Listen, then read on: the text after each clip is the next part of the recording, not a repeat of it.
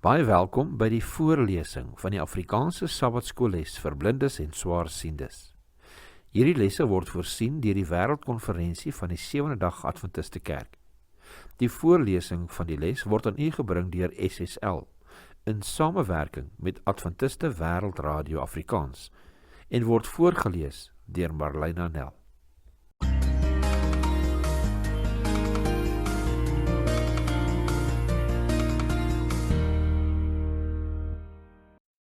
Dinsdag 4 Augustus. Die heel beste weg. Die volgende aanhaling word gelees uit Carl P. Cozart, 1 Corinthians, Andrews Bible Commentary, New Testament, Berrien Springs, Michigan, VSA, Andrews University Press, 2022, bladsy 1643. Liefde is nie bloot een van vele gawes nie, nee. Dit is die wyse waarop alle gawes hul hoogste doel bereik. Lees 1 Korintiërs 13 vers 1 tot 7 en 1 Petrus 4 vers 8 tot 11. Watter rol speel die liefde by gawes van die Gees? Ons lees 1 Korintiërs 13 vers 1 tot 7.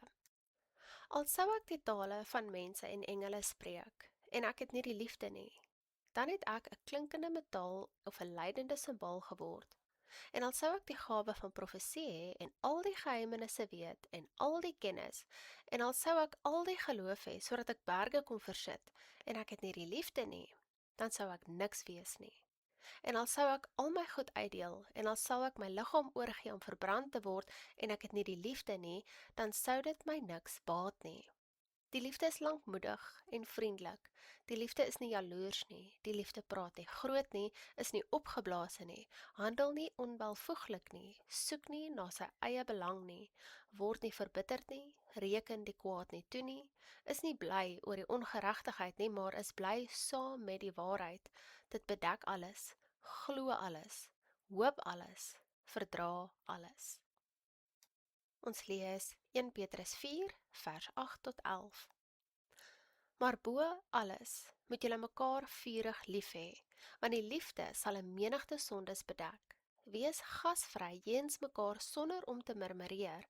Naarmate elkeen 'n genadegawe ontvang het, moet julle mekaar daarmee dien, soos goeie bedienaars van die veelvuldige genade van God. As iemand spreek, laat dit wees soos woorde van God. As iemand dien, laat dit wees soos uit die krag wat God verleen, sodat God in alles verheerlik kan word deur Jesus Christus, aan wie die heerlikheid en krag toekom tot in alle ewigheid. Amen. Die vraag lees weer: watter rol speel die liefde by gawes van die Gees? Die les wat 1 Korintiërs 13 tuisbring, is dat liefde die enigste manier is om die gawes van die Gees op 'n gepaste wyse te gebruik. Hierdie hoofstuk lei die apostel deur opnuut melding van die Gees in hoofstuk 12 te maak, maar die keer voeg hy 'n belangrike waarskuwing by. Sonder die liefde as dryfveer is hulle nutteloos. Met ander woorde, kennis, soos gelees in vers 8 en geloof in vers 9, selfs die soort geloof om berge te versit, is waardeloos sonder die liefde. Sonder liefde word die vermoë om in tale te spreek bloot 'n stuk klinkende metaal, 'n galmende simbaal gereduseer. Insgelyks is die allerbelangrike gawe van profesie nutteloos sonder die liefde. In 1 Korintiërs 13 vers 4 tot 7 fokus Paulus op die aard van die liefde, wat dit is en nie is nie, maar veral hoe die liefde optree en hoe dit nie optree nie.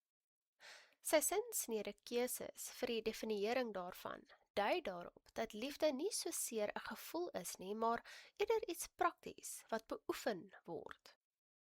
Gevolglik noem Paulus dat liefde 1 lankmoedig en 2 vriendelik is, 3 dat dit saam bly is oor die waarheid en dat dit 4 alles bedek, 5 alles glo, 6 alles hoop en 7 alles verdra.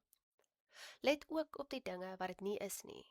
Die liefde 1 is nie jaloers nie, 2 praat nie groot nie, 3 is nie verwaand nie, 4 handel nie onwelvoeglik nie, 5 soek nie sy eie belang of maak nie 'n ophef van sy regte nie, 6 is nie liggeraak nie, 7. Hou nie boek van die kwaad nie en 8. Verbly homself nie oor onreg nie. Met hierdie 15 sinsnedes gee die apostel ons stewige riglyne sodat ons op 'n gepaste wyse die gawes van die Gees kan uitleef. Opmerklik is die plasing van hierdie bespreking oor die aard en wese van ware liefde net mooi tussen 1 Korintiërs 12 en 14. Die 2 hoofstukke waarin Paulus allerlei meningsverskille rakende die gawes van die Gees hanteer. Die liefde is inderdaad die geheim tot die wyse aanwending van daardie gawes. Liefde, geloof en hoop word boonop naas mekaar gestel. 1 Korintiërs 13 vers 13 lees, maar die grootste hiervan is die liefde. Waarom is liefde die spulpunt waarom ons geloof draai? Wat dink jy is die beste manier om God se liefde persoonlik en as 'n werklikheid te beleef, nie maar om dit bidend aan ons medemens te weerkaats nie?